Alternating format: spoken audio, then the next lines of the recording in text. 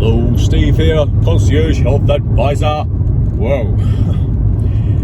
Medical Myth series continued. You've clicked on it. Balding. Regarding medical myths, let's not forget myths. The word myth, as it should be used throughout human history, is a continuation, a narrative, a story, a cultural passing on of culture, norms, and that's how myth or mythos should be used. Myths in this lexicon, psyche, this day and age, how we use the word is furphies, mistruths, misguided people with misguided truths. Anyway, balding, you've clicked on it, right? What? It doesn't belong here? It's not a medical myth. We know. It's a genetic issue. Oh, my father was going bald at the age of 29, and I'm now going bald at the age of 28. There you go, it's baked in the cake. And, well, let me tell you, balding does belong in this space, in medical myths, because balding is not a genetic issue. It's complicated, it is, but really it isn't. The is part is that your father, yourself, I'm talking about mainly male pattern baldness, okay? You have the same sort of diet and you have the same sort of gluten sensitivities, and you are deficient of the particular minerals which does cause male pattern baldness. And that, my dear listener, viewer, whatever, is tin. A deficiency in tin. Tin is an essential mineral, and if you don't get tin or absorb tin, or the part that is genetic, your absorbability of tin. Oh, but there you go. You just proved that tin is genetic. Well, fix your tin deficiency, your absorption, your gluten sensitivity, and you won't be like your father, right? So this is where I come in, and not with me, but there have been anecdotes out there that male pattern baldness can be at least be stopped if you improve your diet, increase your tin uptake, reduce your eliminate. You really need to eliminate your gluten intake. And there has been some anecdotes of reversal of balding, but yeah, that's where it does lie.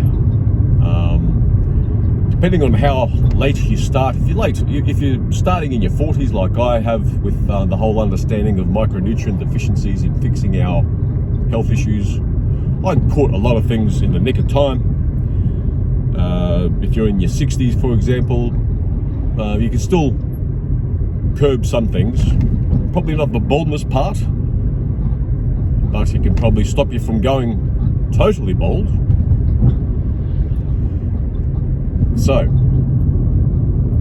what do we do? Well, if you really want efficacy, you really need to select the gold, silver, or bronze service offering that I offer through the Concierge Health Advisor website service that I have available, that I do flog here in this video series, and then we can halt or stop, halt/stop, same thing, and maybe there could be a reversal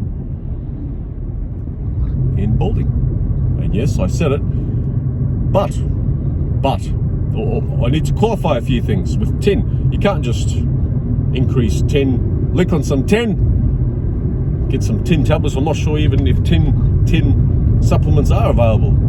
I haven't considered checking, but what you really should be doing is a scattergun approach, because the tin deficiency that leads to the whole male pattern baldness is just a marker. It's a marker of nutrient mineral deficiencies as part of the whole micronutrient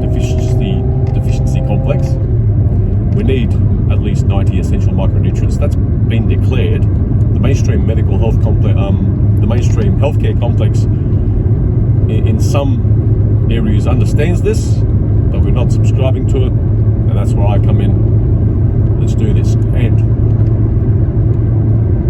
another insight into baldness. Balding, is the same comparison to things like autoimmune disease, obesity, the whole metabolic syndrome complex.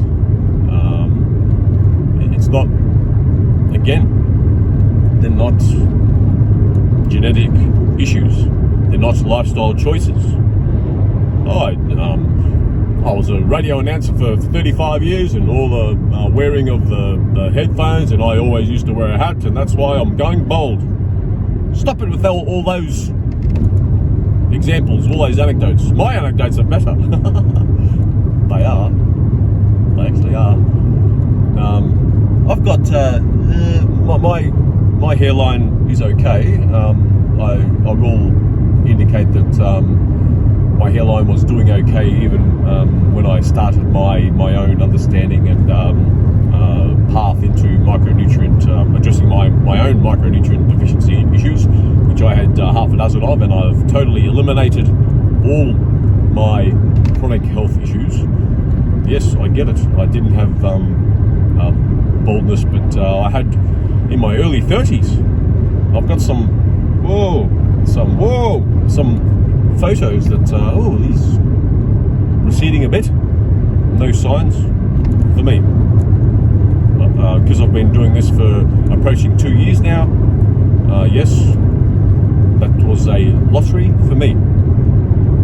For you, if you're bald, dudes, if you're bald and fat and going grey, that is not genetic. It's not your lifestyle, diet, inactivity choices.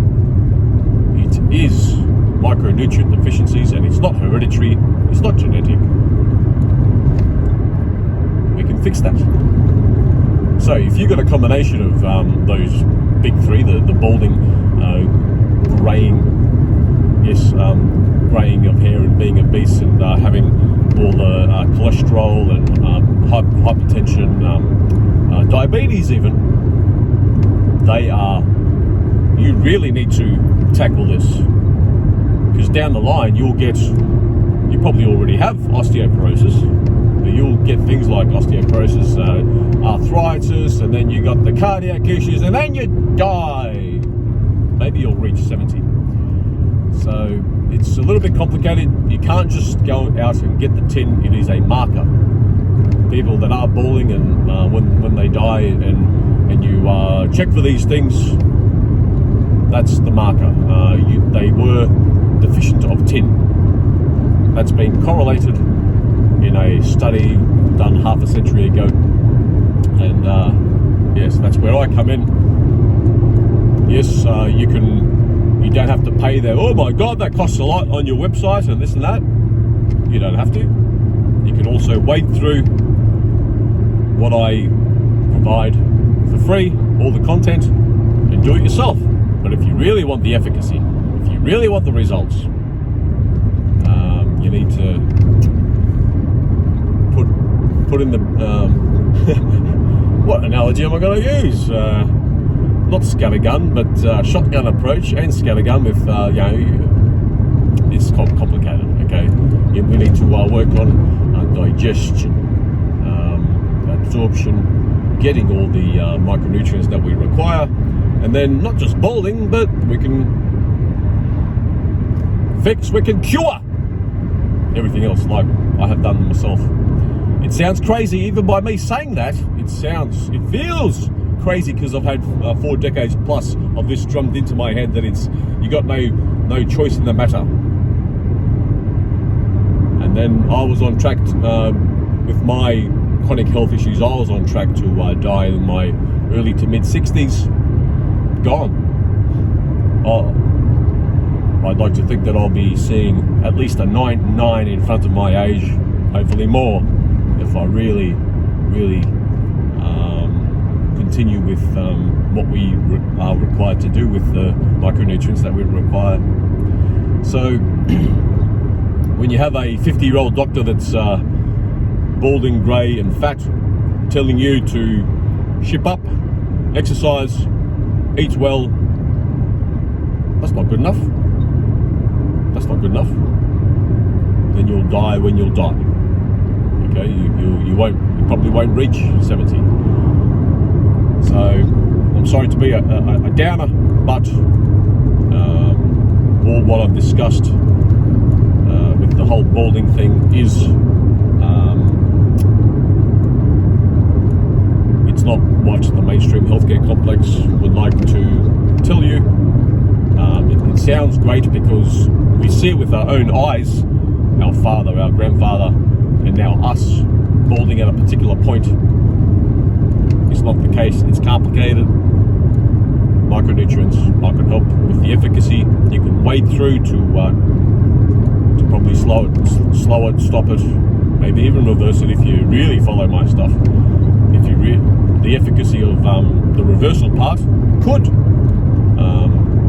work with the whole balding thing if you do engage in my services. And that's all I have to say on balding. It's complicated and it's not genetic. Yes, in a way with your diet it is, but it's not in your genetic code. It's not in the it's not part of your senescence in your genes. It's not part of your pass through this gene and that gene. It's a lot simpler. And the real kicker is that it is identifiable and reversible, and if not reversible, depending on when you catch it, hopefully in your 20s, but depending on when you catch it, hopefully not into your 60s, because probably it won't work because you've had too much exposure to Freudian slip, tin deficiency. That's when it may be hard to reverse the baldness, but let's stop it. Let's stop it. Stop it in your family line, because, as I've said, it's in your diet, your gluten sensitivity, because the gluten part, I'll qualify it a little bit more before I finish here. The gluten is hampering our absorption of the micronutrients. It's damaging the villi in our small intestine, which does most of the absorption of our micronutrients.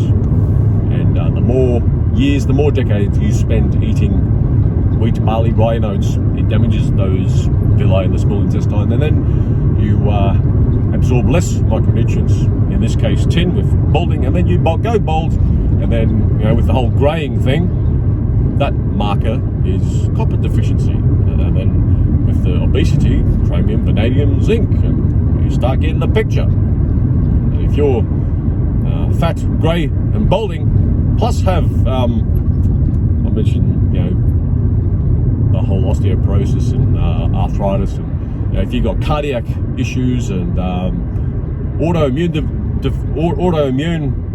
things on top of that, bowel issues, and then cognitive, there you have it. There you have it.